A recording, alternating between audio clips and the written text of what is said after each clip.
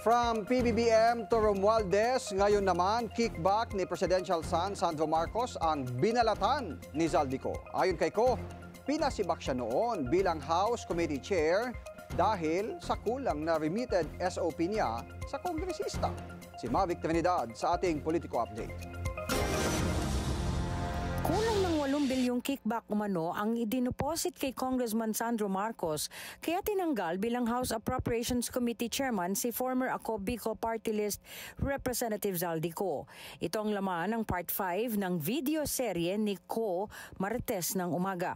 Kalaunan ay nalaman daw ni Ko mula sa mga kontratista na galit daw si Congressman Marcos sa kanya dahil porsadong nakompromiso ang presidential son.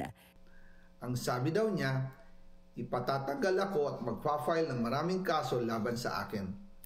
Kasi kulang ng 8 billion pesos yung insertion na gusto niyang ipasok. Ang dahilan daw, may mga contractor na nakapag-advance na sa kanya at dahil hindi na ipasok ang buong halaga, kailangan daw niyang magsauli sa mga yon. Sa nasabing video, posted din ang umano'y listahan ng mga ginawang insertions ng presidential son mula 2023 hanggang 2025. Noong 2023, may 9.636 billion pesos. Noong 2024, 20.174 billion pesos. At nitong 2025, 21.127 billion pesos. Lahat-lahat, ang kabuuan ay 50.938 billion pesos. At bawat taon po, sa tuwing dumarating ang BICAM budget process, lagi po may utos si Congressman Sandro na ipasok ang mga proyekto niya. Denied to death naman si Marcos sa mga aligasyon ni Ko. Anya, kaya raw ng kahit na sino na magsalita sa harap ng kamera mula sa ibang bansa at magpakawala ng kasinungalingan.